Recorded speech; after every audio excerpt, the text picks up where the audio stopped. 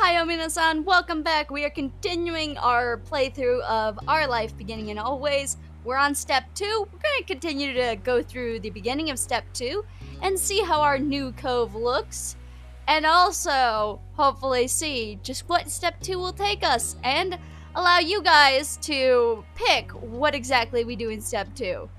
Anyway, now that we have that out of the way, let's get started. You spotted Mom first, reclining on the couch. She held a magazine in her hands, which she was perusing through. Morning, Mom! She looked up at your greeting, a smile instantly appearing on her face. Thanks. Good morning, Blue! Thank you for coming down. Ma's at the door with Cove. He can't stay over today, unfortunately. Why don't you go and thank him before he leaves? You nodded and made your way to the front of the house. Just as she said, blah, blah, blah, blah, blah. I'm gonna keep having word problems. Ma was there making conversation. She must have heard you because she looked over her shoulder. Oh. Look who finally made it! Morning, sleepyhead! Ma reached forward and you knew she was about to pat you on the head. She was taller than average, so you were little in her eyes, despite being typical size for your age. Well, obviously, what do we do? What do we do? I think I'd push her hand back and laugh. Ma could be so ridiculous, you thought, but that was okay. You're the last one down today, you know that? Of course I'm the last one down. What world am I not gonna be the last one to wake up? Like, seriously, Ma. I was gonna stay in longer, so you're welcome. Yes, thank you for gracing us all with your presence this fine morning. With a small laugh, Ma stepped aside. Cove was just as you remembered, exactly how you came to know him to be. Oh, look at this cute boy. Look at that blush on his face. Look at him. Oh, he's so cute. He leaned uncomfortably to the side in your doorway as the longer strands of his hair idly drifted with the breeze.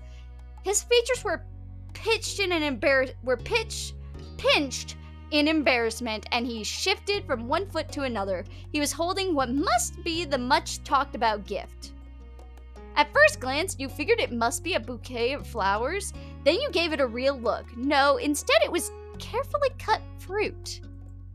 It made a lot of sense that it was actually from Cove's dad. You had to suppress a laugh at this showing. You couldn't imagine many folks buying that sort of thing for their own personal enjoyment. That kind of arrangement was built for the presentation, likely to impress whoever was inevitably going to receive it. It seemed no matter how long he lived here, Mr. Holden would keep going out of his way to be neighborly. Cove would always, whoa, I hate that, would always be roped into participating. Cove sighed in relief at the sight of you. He must have been braving some embarrassment to get this far and had clearly been what he was waiting for. Hey, Blue?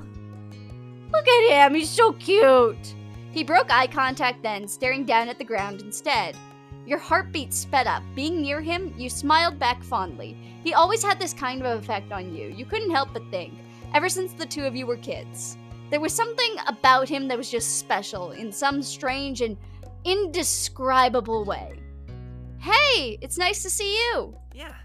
I mean, it's nice seeing you too. Not that it's nice for you to see me. The both of you had a bit of a laugh, although your gazes still didn't meet again. It was already shaping up to be another long summer. The best part was that the two of you had plenty of a time to enjoy each other's company and relish what you had together. His awkwardness over the task started to creep back in, so Cove nudged the gift tighter to you. He was ready to be relieved of it. Your hands brushed over his just slightly when you took hold of the base. He flinched enough for you to know that with certainty that he noticed it happen. You couldn't help but smirk to yourself.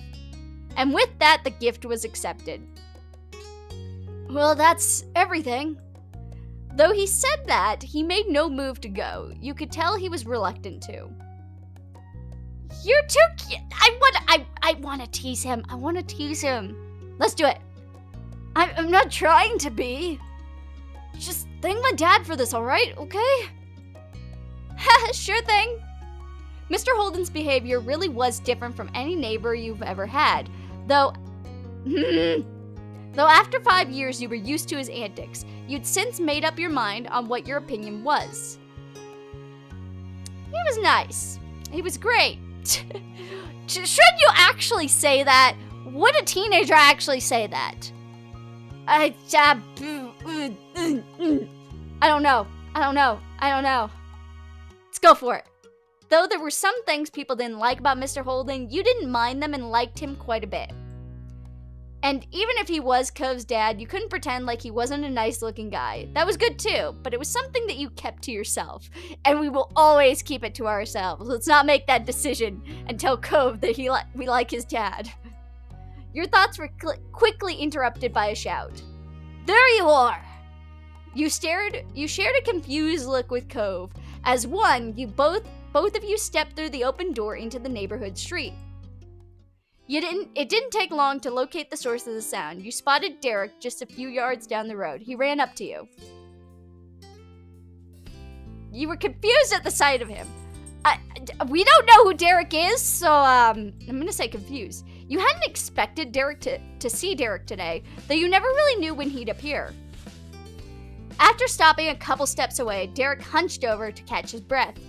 Then he looked up with a wide grin. Hey, guy and gal. I was just at your house, Cove, but no one was there. I should have figured you'd be at Blue's place. Do you ever spend time in your own home, or are you always just there? Derek laughed at his own joke. He either didn't notice that it embarrassed Cove, or the embarrassment was what he was actually laughing at. Derek turned to you. He was gonna say more when his eyes widened and he gasped. What's that? You followed his gaze, unsure. Then you realized what he meant. You were still holding Mr. Holden's gift. It's kind of like a bouquet of flowers, but made out of fruit. Nice. Can I have some? It's a gift for my family. I can't give it to you. Derek pouted at the words, not hiding his disappointment. Okay. Then he nodded his head as if to clear it. Anyway, that's right. I came here because I needed to say something big. He paused, possibly for effect. There's some other kid here in Sunset Bird. I feel like I'm giving him too deep a voice, and at the same time, I don't want to go any lighter than that. Cove was as surprised as you were by the news. Such a reaction made sense. No one around your age had moved here since Cove did 5 years ago. Were they with their family? Maybe they were cutting through. Nuh-uh, the new kid was all by himself, just walking. Did you talk to him? Nope, I came to report the sighting right away. The kid had green hair, glasses, was pretty small, and seemed really upset about something. I hope he didn't leave. You blinked. Slowly, you looked over to your longtime neighbor. That sounds a lot like you, Cove, when you first got here anyway. Oh, we're gonna... Does it? He shook his head, dismissing the thought from his mind. Derek snickered good-naturedly. I can see that really well, now that you say so. But what do you say? Let's go find Cove's lookalike. We should all meet him. Sure. I'll do it. Sure, I want to see who this person is. Derek grinned, then he pointed down the street the way he came. Last I saw, the mystery visitor was going in this direction. Nothing else needed to be said. The three of you were off, with Derek leading the way. Derek brought you to the beach, and as a trio, you made your way down to the shore to the old playground. You walked the familiar path in a comfortable silence. When you were almost there, you spotted the kid in question. His bright colors almost shone like a beacon beneath the rays of the sun. He scuffled around, kicking up the sand as he paced. It was true, he certainly seemed upset, but you didn't think he was sad like you had originally pictured. No, with his erratic movements and scrunched up expression, he came off as angry. You were curious about him and what he was so mad about. Derek must have felt the same as you. He waved wildly, calling out to the boy. Hey, guy, over here! The kid whipped around, an impressive scowl carving deeper into his features. His eyes were tired, but a strong, hostile energy radiated from him. What? What? What is it? What do you want? The sharp tone made Derek flinch. He shuffled on his feet. What's your name? Jeremy. Was that it? No, I'm Derek. That's Blue and Cove. We were just walking around and saw you and we wanted to say hi. There aren't a lot of kids our age in the neighborhood. So, it's, cool to see someone else here, yeah? Strangely, Jeremy grew furious by your response. If steam could erupt from a person's ears, it would have happened. He looks so irritated. Like, that look in his eyes, it's like a mad look. He's so irritated at us. Oh, God. Oh, Blue, I'd walk away right now. I wouldn't even talk to him anymore. They did bring me somewhere stupid. Of course. I knew it! What? My parents. My parents. They're the ones who brought me. I didn't walk to this town. Can you not figure that out on your own? Right. Right. My dad brings me a sunset bird too, when he has to come for work and all that stuff. It's not bad. That earned him a glare from Jeremy. Derek winced beneath it, glancing away. It was a struggle to remain friendly with this Jeremy guy. I mean, I wouldn't want to come here for a real vacation probably either. That's an understatement. This doesn't count as a vacation. It's a waste of time, a chore. My parents' family is nearby and we just had to come see them. Ugh. If they're your parents' family, doesn't that make them your family too? I guess. Well, you answered that for me, Jeremy. Thank you for having that one fully voiced line. That's a pretty good reason to come by. Did you want to go somewhere else? No. Jeremy crossed his arms with a huff. He turned away. They should have gone by themselves, since they cared so much and left me at home. But I'm not allowed to be myself. Pfft. It makes no sense. They're the ones who don't know how to do anything, and I'm the kid? I'm sorry if this is very loud. I'm trying to get across his tone of how done he is. But I also realize that my microphone is still gonna always be this far away, and I'm probably yelling into this. But you don't have to yell so much. Oh, I could say who beat you. I'm not gonna say that. You shouldn't talk about your parents like that. I don't want to be considerate to him because he's kind of being a spoiled brat. Calm down. You don't have to yell so much. I'm gonna say that. You really don't know anything. You turn to Cove, lowering your voice. The two of you aren't that similar after all. Jeremy must have had a good hearing, though, because he caught the private exchange and scoffed. Stupid. Of course we're not similar. My eyebrows aren't stupid. Oh, douche nozzle. Cove's cheeks flushed crimson at the insult. You couldn't be sure if it was out of embarrassment or anger. Maybe both. Come on. You can't treat... I would definitely be like, you can't treat Cove like that. Cove smiled weakly. Okay, I'm sorry your eyebrows are so terrible. Screw you, Jeremy.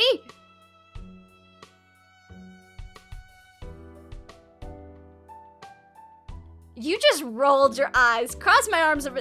See, these are 3 reactions that I think should all happen at the same time. These should be one reaction.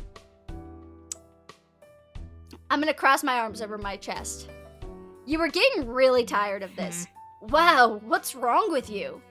Instead of taking offense, Jeremy only parroted Derek's words in a nasally voice. Wow. What is wrong with you? Wow, Jeremy. This is dumb. Jeremy stuck his tongue and sulked away, throwing more sand everywhere as he went. You watched him go, hunched over until he became a speck in your vision.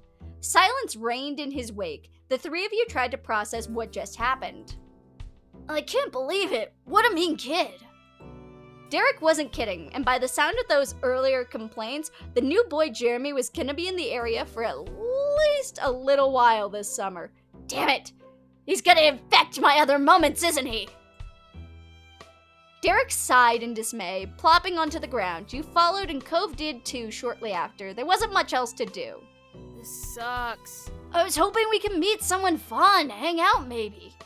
He shook his head. After a moment, he slowly turned to you with a hopeful expression. But you know what would really improve the day? What? He didn't respond. Instead, he used a hand to point, right at the fruit arrangement you were still holding.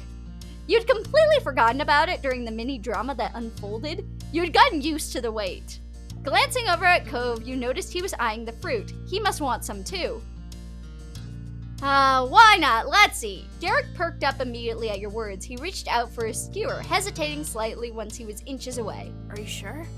I mean, we're at the point of no return. I don't think anything else is going to make this any better, and this feels like the best way of making this better. You nodded. With an eager grin, he plucked out a prime row of fruits. Cove grabbed one for himself after him. Only you were without a skewer of your own. I'm gonna go with a strawberry. The strawberry was bright red, beckoning you. It was the obvious first choice. Derek ate a pineapple skewer enthusiastically, finishing it within moments. This is amazing! Cove continued munching on his, making a small noise with his mouth full. Hey, the two of you remember the land before time? That fruit thing makes me think of it. The dinosaurs all liked the leaves that were shaped like stars. Tree stars! Tree stars! Yeah, chomping leaves that looked... What? Stop doing that, you stupid game. Chomping leaves looked so delicious when they did it. And there was that scene with the pretty trees, and all the dinosaurs came in and picked everything off them till there was nothing. That's us right now. Awesome? Oh. Eating leaves looks good? Should I worry about you? He snickered. No, I'm not gonna do it for real, but I did pretend I was in long neck when I ate broccoli one time. The three of you continued like this for the next few minutes. Eventually, the display was barren. It looked weird when devoid of fruit. We're gonna get yelled at. What? We weren't supposed to eat all of it! No, we were definitely not supposed to eat all of it. Really?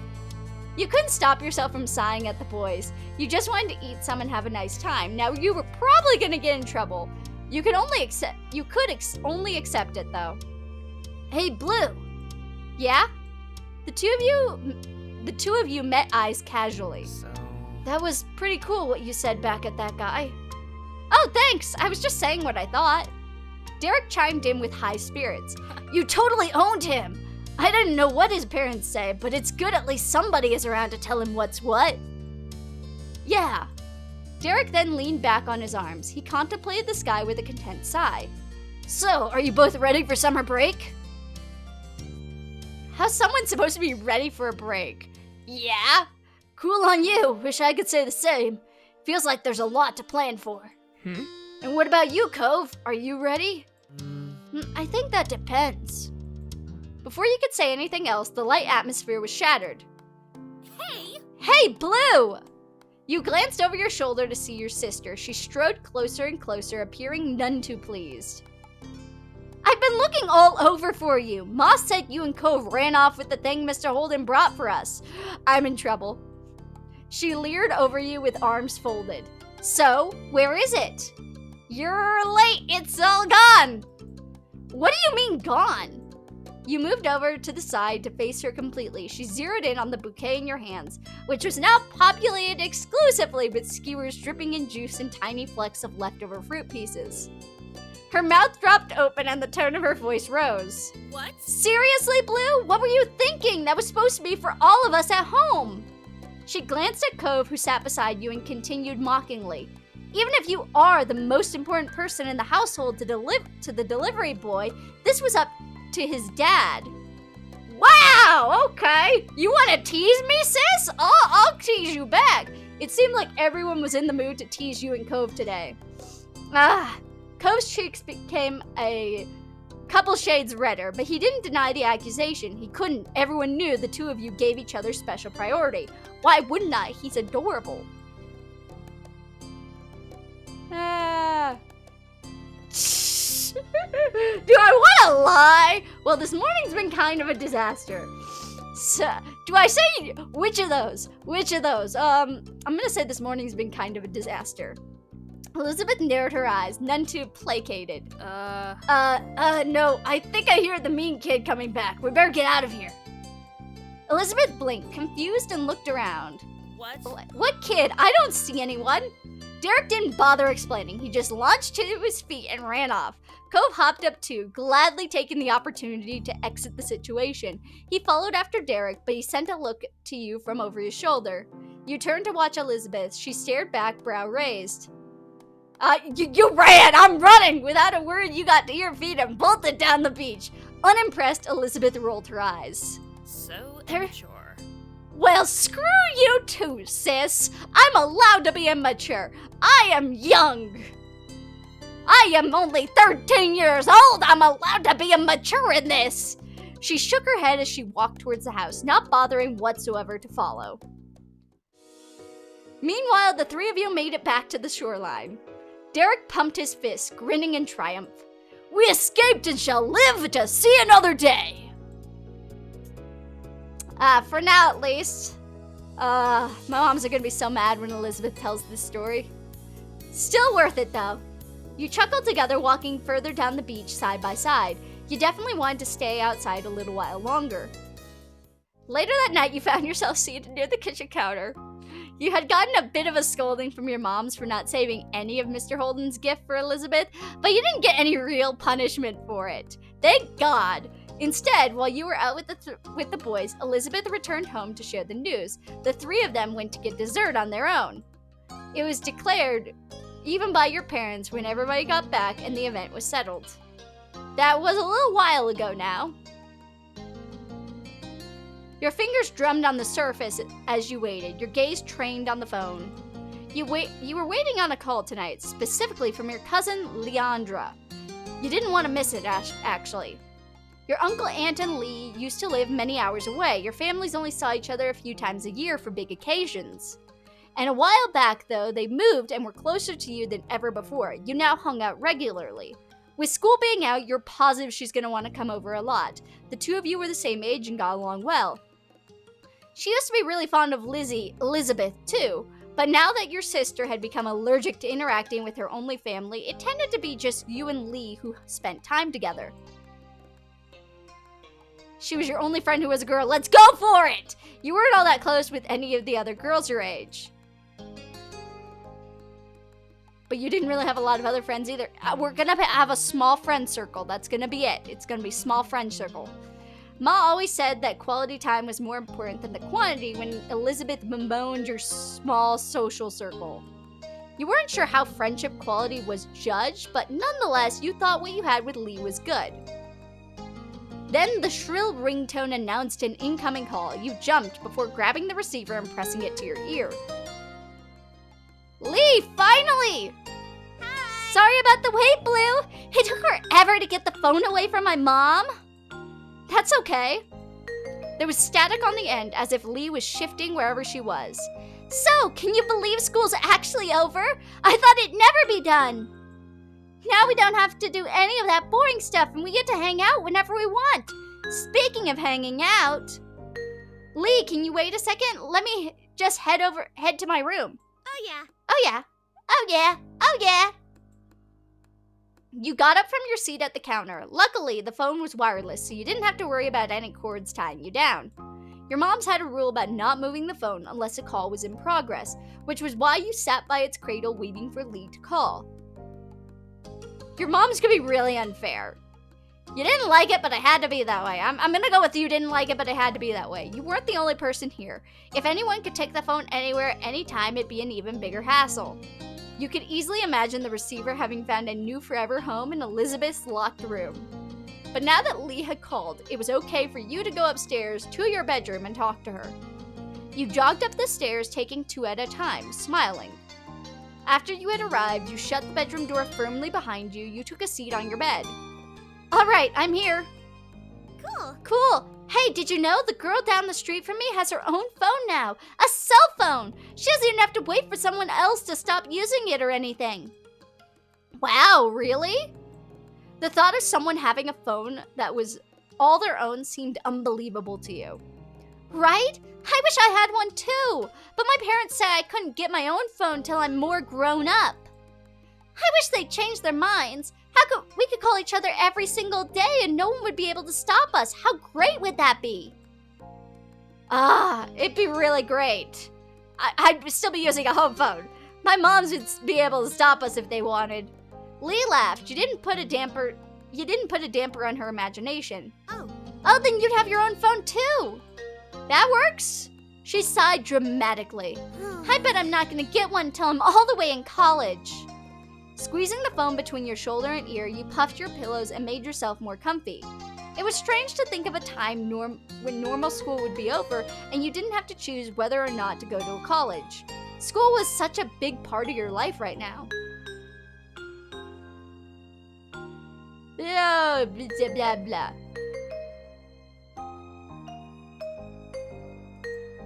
You had soaked up information as naturally as a sponge absorbed water. You had yet to worry about school being hard for you.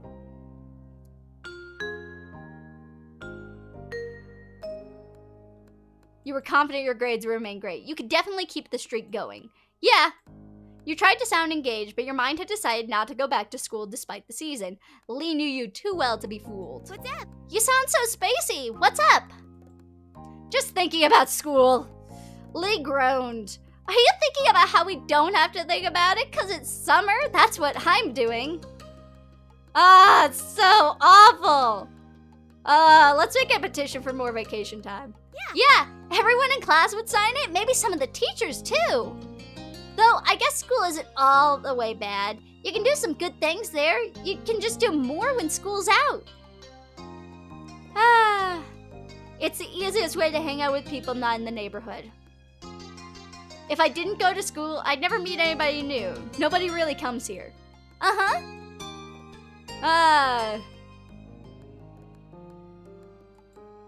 Lucky, mine's boring. Learning new things can be cool. I just wish everyone did okay with how they taught the things, not just some people. Me too. We're gonna talk every single topic. There was also a lot of all sorts of sports stuff during gym. Oh yeah, it can be fun sometimes. But that was all. And that's pretty much everything that's good about school. Okay, point taken. All right. Now I decree the topic of school is officially closed. We have to talk about this summer first before we start plotting the rest of our lives. I've got some plans already. Like, I'm gonna visit my cousins. You chuckled, of course. What's something you want to do? The first thing that comes to your head. The first thing that comes to my head.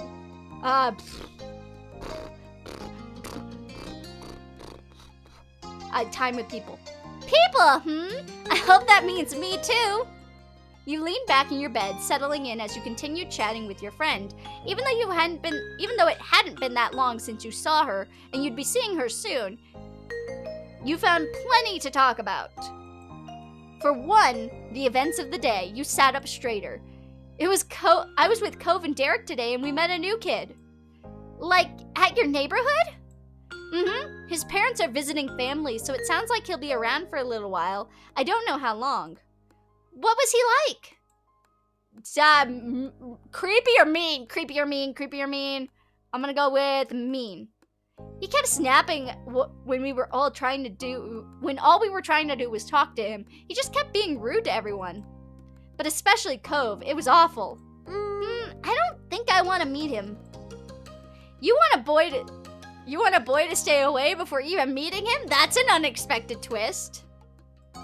Your cousin was pretty popular with the boys who knew her. She seemed happy enough to have them around until they started to annoy her. Hey, who are you to talk? You give practically all your attention to boys. Or maybe just one boy? I see how much you like Cove. That is a special case! That is a special case. Lee laughed at your defensiveness, deeply amused. After a moment, you chuckled along with her. There was a stomping noise approaching your room, heralding the arrival of your irritated older sister. She flung the door open, a frown etched on her face. Come on. How long are you gonna hog the phone? Glancing at your watch, you realized that your quick call had gone on much longer than you had anticipated. Elizabeth held out her hand, the other one lodged on her hip. She noticed the realization on your face. Time's up! I'm not gonna be rude. I'm not gonna be that rude to my sister. Lee, I have to go now. Bye. Okay, see you soon. Tell Elizabeth and your moms I said hi too. You barely pressed the end call button when Elizabeth whisked the handset out of your fingers and began dialing someone new as she strode out of the room. Your mom's voice called from downstairs. Hey, has anyone seen the phone? I'm using it! With that, she shut your door behind you. Silence was left in the wake. That was one way to end your first day of summer break. Sometime later, it had gotten dark outside and you laid in bed wide awake. Your window rattled all of a sudden, startling you badly. You flinched, staring over at it with furrowed brows. From your vantage point, you saw only the moon and the open sky. You were curious. I'm gonna be curious. What had caused that noise? Cocking your head, you sat up and moved closer to the window. You wanted to get to the bottom of this. To your utter shock, your gaze was met by a pair of familiar ocean blue eyes. Cove? You squinted. Yep, Cove was right outside your window. Your house was pretty angular and some parts stuck out further than others, so it theoretically wouldn't be hard to climb around it on. Still, just because somebody could didn't mean you expected it to ever happen. Why are you climbing to my window, Cove? We're not Romeo and Juliet. But that's also adorable, okay. To his credit, Cove was doing just fine. His feet were braced against the section of the wall that jutted out, his arms flexing in an effort to keep himself upright. He easily lifted a hand and waved at you from the other side of the glass. You hurriedly opened the window. Cove climbed over the ledge, releasing a breath once he was safely inside. Hey. Hi, Blue. This sure is a surprise. What's up, Romeo? Amazing, my dreams have come true. Which one?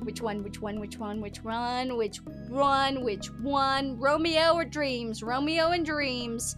Let's do dreams. Blue, I wanted to see you. I figured this was the only way. If I rang the doorbell, I know your moms would have answered, and they just make me go home, and I didn't really want to explain why I was coming over anyway. I don't want to talk about it. Well, besides with you, I mean, that's why I did that. As unexpected as this was, you were touched. Cove felt like he could tell you what was wrong. I might have tried calling or something, except my dad was on the phone. Cove suddenly looked very cross. Dad, he was talking to my mom. Still is, probably. You raised your eyebrows. Cove had eavesdropped on his parents' phone conversation? You didn't comment on him eavesdropping. There were other things to talk about. Are you gonna stay with your mom for a while again? Every year, Cove was sent off to live with his mom for a few weeks. When it happened varied. Sometimes he would go during winter break, but usually he went during summer. Even though it was hard news when you found out he was leaving, you missed seeing him those weeks. You understood. To your surprise, however, he shook his head. That's what I thought too, but no, it's not what they were saying. My dad asked my mom not to have me leave this year. He said she could come stay with us here. You waited for him to continue. He didn't. The conversation abruptly dropped off. You couldn't help but stare at Cove. There was a complicated mix of expressions on his face. Is she gonna do that? Yeah. She told him she'd come. I know she's coming soon, before school starts. Oh. You had heard Cove talk about his mom a lot over the years. He'd tell you about past memories or what happened while he was visiting her. Still, it was one thing to hear about someone and another to actually meet them. Very soon, you were going to see Cove's mom in person. You were taken aback by the news, so you could only imagine how Cove felt. You looked over at him. He was pacing across your room, his features pained with dread. Before, they barely stay in the same room long enough to have lunch. Now we're just gonna be all together again? The three of us after all this time? Just for a few weeks? I know I should probably be happy that they can talk to each other now. I'm still not. I'm just confused and freaked out, and now I feel really bad for feeling this way. Blue, it's so... His fist tightened and his eyes became misty. I shouldn't keep getting like this. It's been a long time already, and I'm not a little kid. Though he wouldn't meet your eyes, you knew he was waiting for you to say something.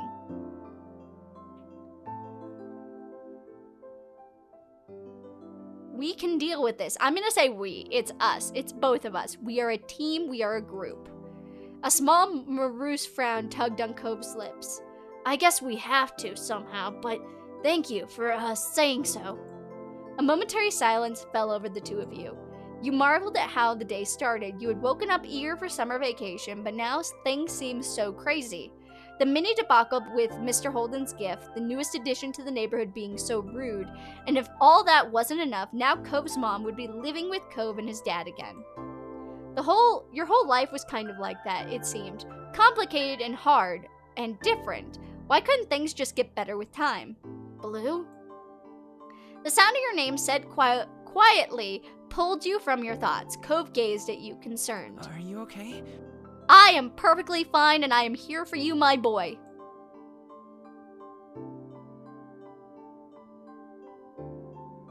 Yeah, I'm okay. You meant it. You knew some things were still good. Cove grinned reassuringly. It was small and delicate, but you knew it was genuine. Moonlight from outside cast shadows across his face and lit up his eyes. They seemed to sparkle with his smile. Just that one look brightened your mood somewhat. You know, I think I don't want to talk anymore about this. He looked away, his lips thinning into a line, and rubbed it at his arms. I kinda don't want to go back home either. Could I stay a little longer, just doing something else? He appeared equal parts hopeful and vulnerable. How could you possibly turn him away? Of course, you can always stay here, Cove! As if he even had to ask. Cove perked up at your response, a smile appearing on his face. He immediately took a seat on your bed, not afraid to get comfortable in your room. You felt a little better at the sight somehow. You still had a lot of worries, but you were glad he was here. Not just tonight. You were glad he came into your life in the first place. That was a change you'd never want to undo. It felt totally natural to let him into your little world. He fit into it like the missing piece of a puzzle, and you were certain there was room to get even closer. You joined Cove on your bed, taking a seat across from him. He smiled at you again, and you could tell this time it was half-hearted. He was still easy to read. Though what he didn't want to talk about his mom and dad, he must be thinking about what happened and what's about to happen. Hug or hand, hug or hand, hug or hand. I'm gonna hug you. You moved closer and wrapped your arms around him. It wasn't much, but you hoped the contact helped even a little. Cove froze up, startled. After a moment, his arms came up and he returned your hug. The two of you remained like that for some time. He might have mumbled something to you, but it was too quiet to tell what it was. When you pulled back, his expression had softened into something more natural. Conversation was stilted and broken often by silence at first. The both of you were able to get into your usual canter. As your secret hangout session stretched on, you thought that you truly wanted to keep having moments like this with him. You hoped a day would never come when life decided that the two of you would have to part ways. You knew Cove felt the same. You opened your tired eyes, groaning as they adjusted to the bright light that was streaming through your window and warming your olive skin. With a loud yawn, you rolled away from the sunlight and blinked a couple times, clearing the sleep from your eyes before realizing with a start it was actually morning. You couldn't remember even falling asleep. Cove had crept through your window during the night, and the two of you spent time together trying not to wake your parents. You must have fallen asleep while you were hanging out, but couldn't put a finger exactly when. You wondered how late Cove had stayed before heading home. You rubbed your face and yawned again, contemplating whether you should get out of bed and get ready for the day, or stay snuggled up for a little while longer. Until your gaze landed on an instantly recognizable mop of pale green hair. Cove is still here! And you bolted upright and gasped in surprise. He never left. He was still there. In the morning! You laughed out loud. He had fallen asleep while sitting on the ground, precariously leaning his head on the side of your mattress. With your laugh, Cove's eyes snapped open and his head slipped from its source of support. He didn't stop going down until he smacked right into the floor with a crack. You clamped a hand over your mouth and looked down at him with wide eyes, curled up where he landed rather ungracefully. Ow! Are you okay? I'm gonna help you up. Here. Cove complied by putting his hand in yours, and you helped him back into a sitting position. Are you okay? Yeah, I'm alright. If either of your moms found out Cove had slept here last night, the two of you would be in big trouble. Cove blinked at you a couple times, his eyes growing in panic as some thought that only he could hear settled in his mind. Oh my god. I fell asleep! It's okay, Cove, it's okay. You weren't exactly sure what to do as you watched Cove pace your room, looking around frantically. Cove's hands flew to his face, letting out a sigh of relief when he found his glasses right where they were supposed to be. Despite that, he hadn't calmed down completely. The atmosphere was still frazzled. It's gonna be alright. You just need to leave before anyone notices you're here. If they knew, we would have heard about it already. Cove nodded, his shoulders tensed as he fixed you with a firm stare with his turquoise eyes. Letting out a heavy sigh, he ran a hand through his hair in exasperation. He couldn't look at you again as he spoke. I'll see you later. You were confused by how all this had played out, but hoped that it was true. Yeah, see you later, Cove. At that, you were suddenly wrapped up in a tense embrace. As panicked as he was, this seemed to be something he couldn't forget before leaving. Thanks again.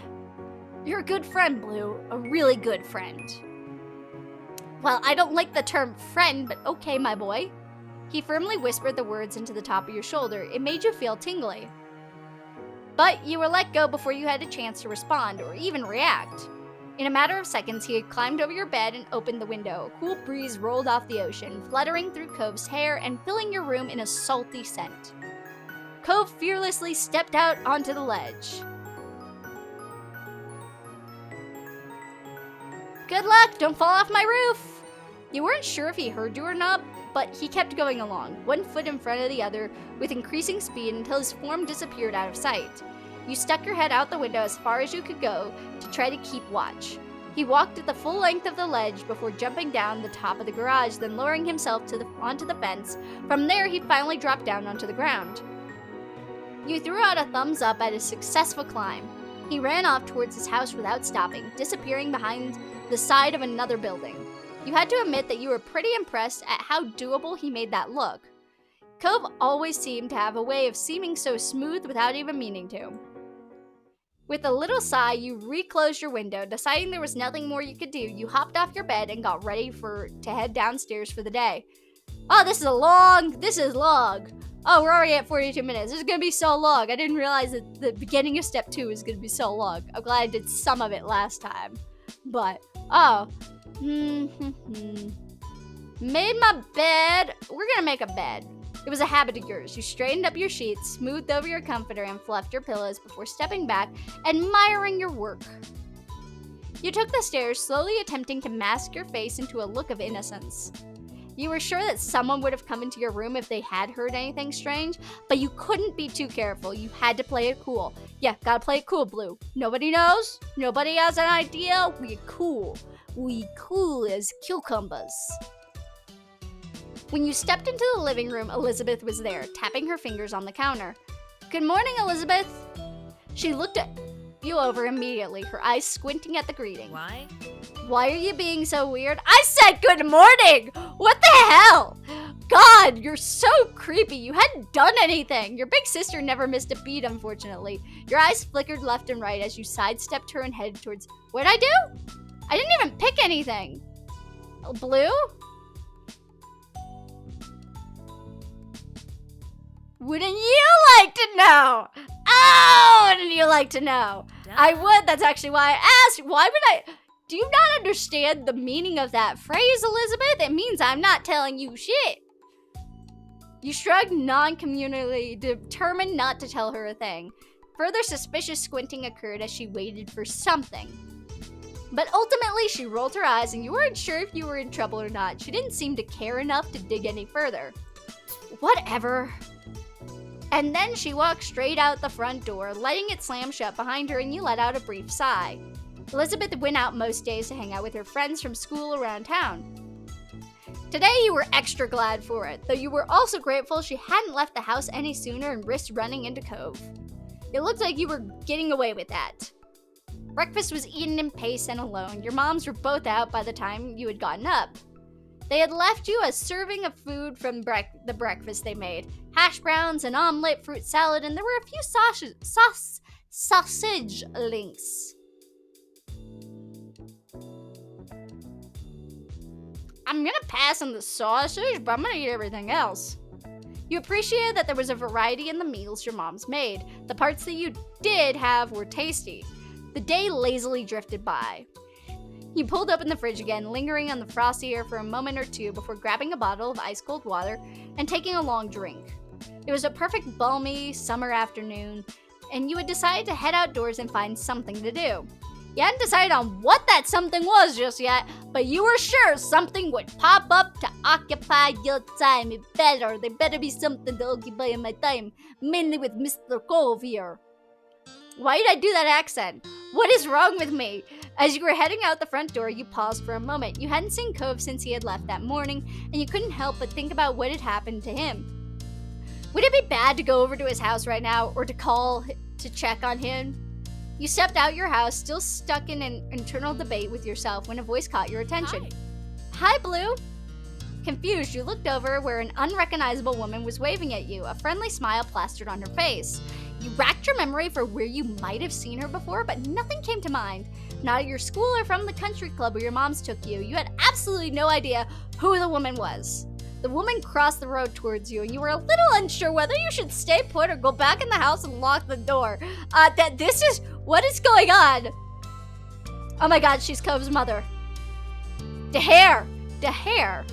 Oops, I'm sorry. Was that presumptuous? I've heard about you, but you have no idea who I am, do you?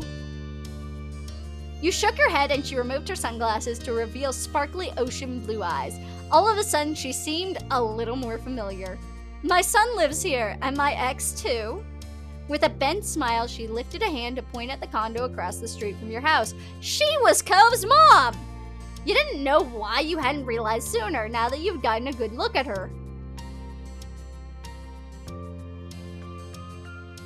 She felt so different from Cove. She feels different from Cove! It made sense that she was Cove's mom. She was super pretty. It made sense that she was Cove's mom. They had the same eyes and other physical traits in common. No matter your thoughts on her, you still felt taken aback by what she had appeared here so suddenly. Cove mentioned she was coming, but you hadn't gotten the impression it would be the very next day. She extended a hand again, this time for you to take, and you studied the manicured fingers in front of your face and the assortment of bracelets that dangled from her wrist. I'm Kyra Pierce. You can call me Kyra. You shook her hand. I'll shake it. You're Cove's mom. I'll be nice to you, my future in-law. You reached out and took her hand, and she shook yours firmly, grinning wide. I'm Blue, but you already knew that. How'd you know it was me? That I do. Cove's mentioned you to me before. It's nice to officially meet you, Blue. Cove talked to you about his mom? He hadn't mentioned he had said things about you to her? What has Cove said about me?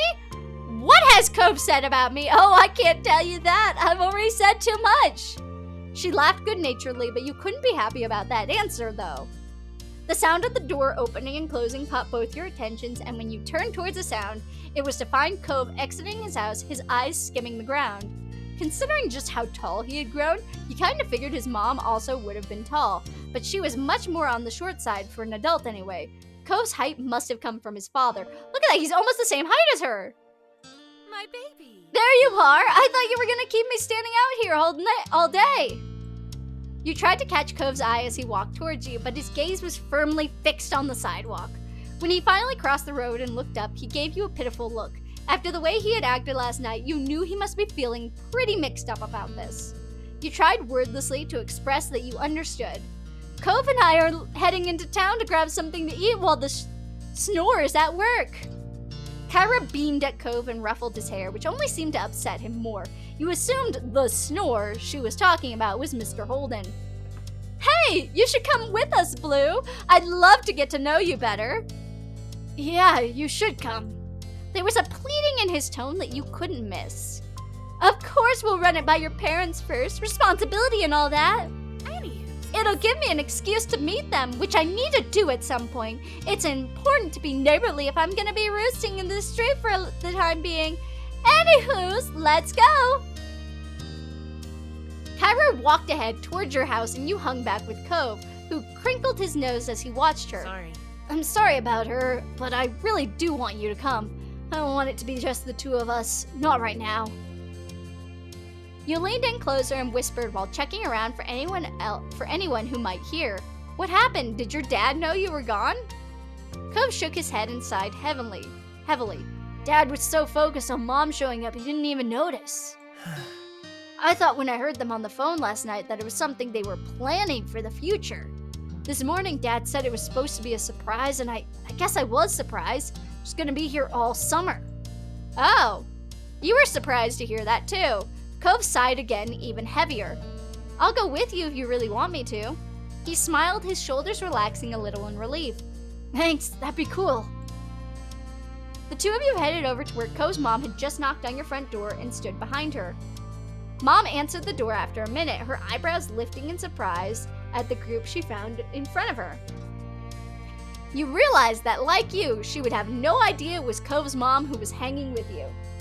However, after blinking at the woman a couple times and looking between her and Cove, realization seemed to strike on her. Hello there, I'm Pamela. I'm Pamela. I'm making stupid decisions with my voice. I don't know what I'm calling things. I'm sorry. I see you've met my kid Blue, and I'm guessing you already know Cove for a while. Kyra laughed, and you and Cove exchanged looks at your parents' weird sense of humor. I'm actually gonna leave this right here because this episode is getting really long, and I think it's better that we continue next time to continue and finish Step 2's opening segment.